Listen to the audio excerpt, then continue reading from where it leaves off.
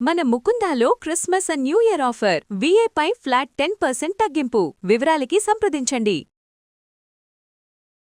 నమస్తే రమగారు. నమస్తే జయ. రమగారు, సంక్రాంతి పండుగప్పుడు మనం పిల్లలకి భోగిపళ్ళు పోస్తాము, అలానే బొమ్మల కొలువు కూడా పెట్టుకుంటాము. భోగిపళ్ళు ఏ వయసు పిల్లలకి పోయాలి, ఎలా పోయాలి, ఇలాంటి నియమాలు ఉన్నాయి కదండి. ఒకసారి చంటి పిల్లలు 3 నెలలు వచ్చిన దగ్గర నుంచి 3 నెలల నుంచా? ఆహా. గుండు మీద టంగు అనిపించకుండా నిదానంగా పోయొచ్చు. కొంచెం ఇట్లా ఆనుకొని ఉండగలిగితే నెల వెళ్ళిపోతే ఆడపిల్లలకి 40 రోజులు, మగపిల్లలకి 30 రోజులు అంటారు. పురుడు, నెల పురుడు వెళ్ళటం. మగపిల్లలైతే 30 రోజులు, ఆడపిల్లలకైతే పెద్ద పురుడు అంటారు 40 రోజులు. ఆ తర్వాత పోయొచ్చు. భోగిపళ్ళు పోస్తారు.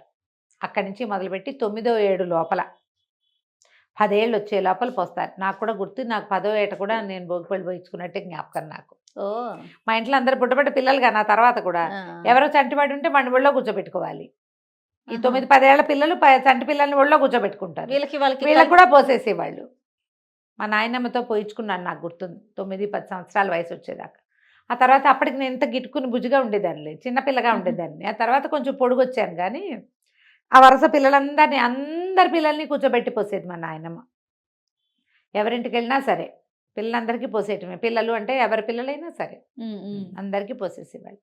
ఈ భోగిపళ్ళు పోయటం, ఇవి ఏం చేస్తారు, మనకి రేక్కాయలు చిన్న చిన్నవి, బంతిపూ రెక్కలు, చామంతి పూ రెక్కలు, తర్వాత ఏమో రూపాయి కాసులు, ఏదైనా చిల్లర కాసులు, తర్వాత ఏమో మన చెరుగడ ముక్కలు, ఇవన్నీ కలిపి ఇట్లా చుట్టూ తిప్పి నెత్తి మీద పోస్తారు. గల్లుమంటూ పడతాయి కింద.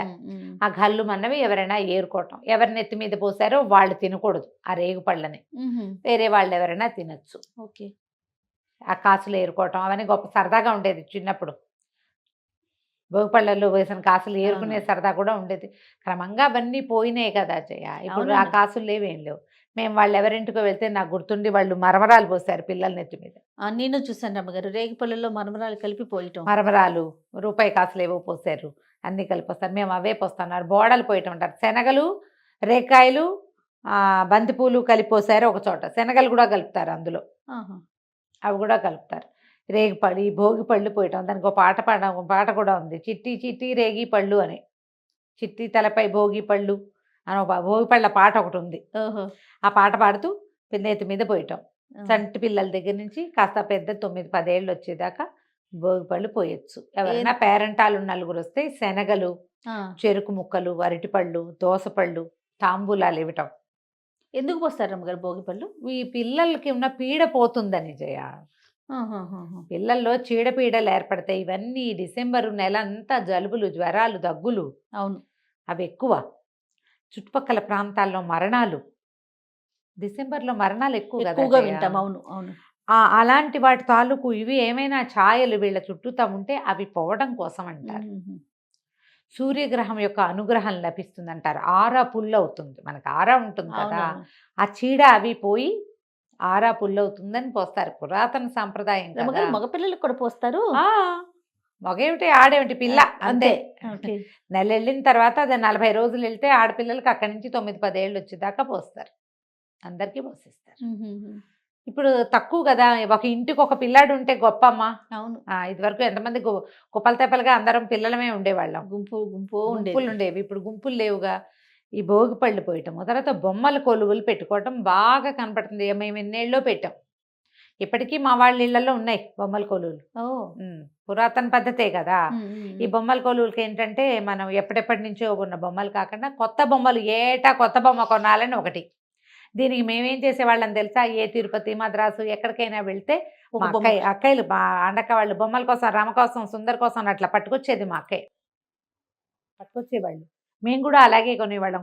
కొలువుల్లోకి బొమ్మలు ఖచ్చితంగా కొత్త బొమ్మను చేర్చాలి. కొత్త బొమ్మను చేర్చాలి. ఆ ఏడాది లోపల ఎక్కడికి వెళ్ళినా బొమ్మలు తెచ్చుకునేవాళ్ళం. చెక్క బొమ్మలో, మట్టి బొమ్మలో, పింగాణి బొమ్మలో ఏవో ఒకటి తెచ్చేవాళ్ళం. ఆ పూట అప్పుడు సంక్రాంతి పండగకి వెళ్ళామనుకో, అప్పుడు బందరు వెళ్ళి వలందపాలెం అని, బందర్ దగ్గర ఒక ఊరు, ఆ వలందపాలెంలో పెద్ద పెద్ద మట్టి బొమ్మలు చేసేవాళ్ళు. వలందపాలెము కారులో పోయి అక్కడికి వెళ్ళైనా తెచ్చేవాళ్ళం. వాళ్లే బందర్లో కొన్ని చోట్ల పెట్టేవాళ్ళు. కనపడితే ఓ కృష్ణుడి బొమ్మ అయినా కొనుక్కొచ్చి పెట్టేవాళ్ళు. ఎన్ని కృష్ణుళ్ళు ఉండేవో మాకు. థీమ్ పెట్టేవారా? థీమ్స్ పెట్టడం అంత థీమ్స్ పెద్దగా మాకంత చేతకాదు. ప్రధానంగా నాకంత కళాత్మక దృష్టి లేదు. నాకు ఆ పాత బొమ్మల పిచ్చి జయ నాకు. మ్హూ. కొత్త వాటి మీద ఏదో ఏదో అంటే అట్లా ఏమనాలి, ఉండదు. ట్రెండీ కాదు, ట్రెడిషన్ మీద ఎక్కువ ఇష్టం నాకు. అంత కళాత్మకమైన ఐడియాలు ఆర్టిస్ట్రీ లేదు నా దగ్గర. మా అక్కయ్యల దగ్గర కొంతమందికి ఉంది, మనకేం లేదు. మనం బండ రకంగా పనిచేసుకుంటూ వెళ్తాం. ఆ పాత కృష్ణుడు ఆ బొమ్మ లేకపోతే నచ్చదనమాట, అదే ఉండాలని. మొక్కలు అవి తీసుకొచ్చి పెట్టేవాళ్ళం, కుండీలు తెచ్చి పెట్టడము, తర్వాత చక్కగా నీట్గా అరేంజ్ చేయటము.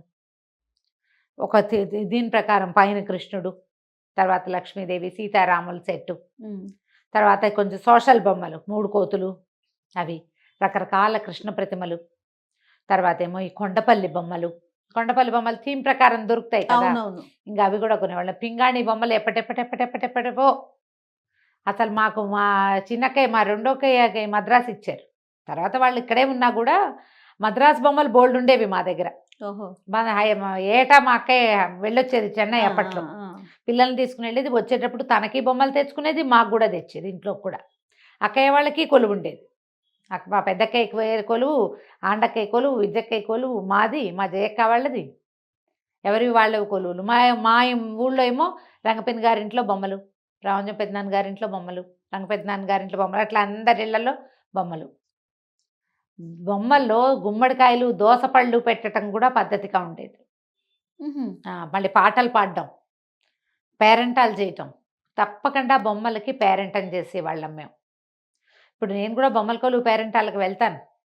ఊళ్ళో ఉండట్లా, ప్రతి సంక్రాంతికి నేను ఏదో ఒక ట్రిప్ వెళ్ళిపోతున్నా, అందుకని కొలువు పేరెంటాలకు పెద్దగా వెళ్ళలేకపోతున్నాను. కానీ ఇక్కడ హైదరాబాద్ లో వెళ్తారా?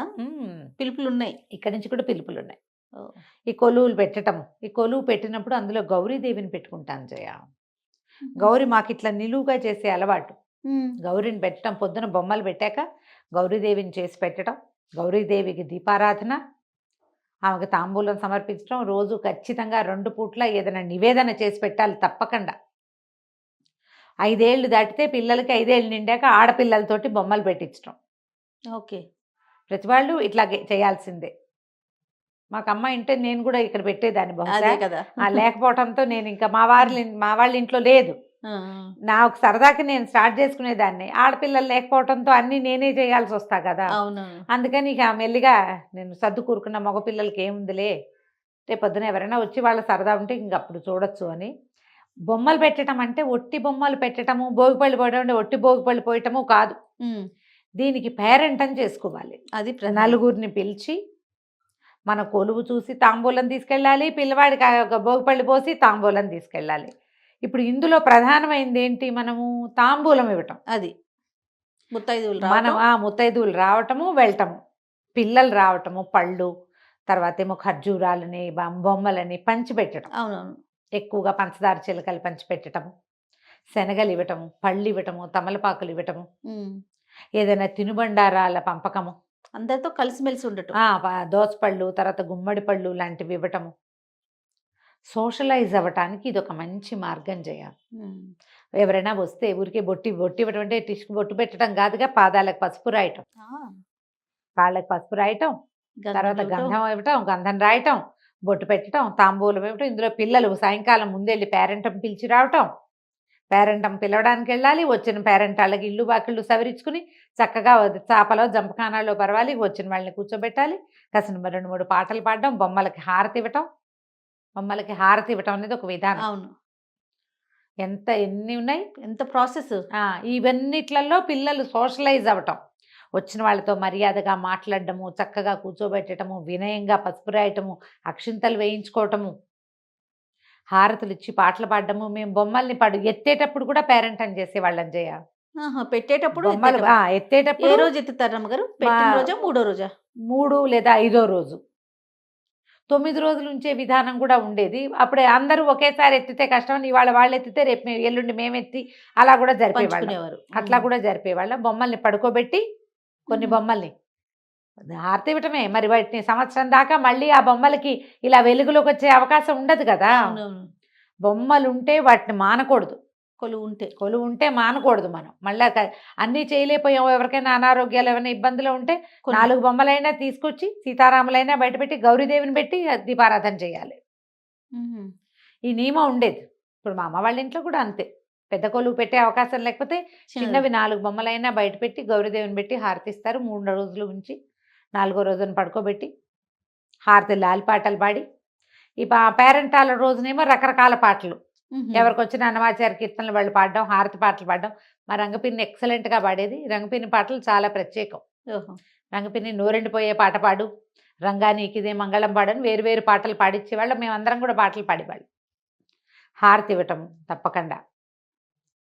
దీనివల్ల ఏంటంటే సంవత్సరంలో కొన్ని రోజులు విధానంగా మనం ప్రజలతో కలుస్తాం. అంతేగా. కొన్ని ప్రత్యేకమైన పద్ధతుల్ని పాటించడం వల్ల ఏంటంటే ఈ సంస్కృతి, ఈ విధానము ఎక్కడికి పోకుండా. పెద్ద దాన ప్రక్రియ చేయొద్దు, తాంబూలాలేగా, అంతే. ఇది కూడా మంచిదేగా. ఉన్నంత మటుకు 10 ఇళ్ళే 8 ఇళ్ళే ఉన్నాయి. ఇందులో మన గొప్ప చూపించుకోవటం ఒక పాయింట్ అయితే అది చాలా చిన్న పాయింట్. మనం ప్రజలతో అందరితోటి మమేకంగా ఉండటం ముఖ్యమైన పాయింట్. అది చాలా పెద్ద ఇందులో point. గొప్పలకి ప్రాధాన్యత లేదు. ఇవి కలిగిన వాళ్ళు బాగా ఇస్తారు తాంబూలాలు. లేని వాళ్ళు సాధారణ శనగలు, ఓ 2 అరటిపళ్ళు, తవలపాకు తాంబూలమైన ఇస్తాం కదా. ఇది ముఖ్యమైనది అనమాట. అందరి ఇళ్ళకి వెళ్ళటం. ఈ పేరెంట్ వాళ్ళందరూ కలిసి ఇంకో ఇంటికి వెళ్తారు, అక్కడి నుంచి ఇంకో ఇంటికి, అన్ని ఇళ్ళకి పేరెంట్ వాళ్ళకి తిరగటం.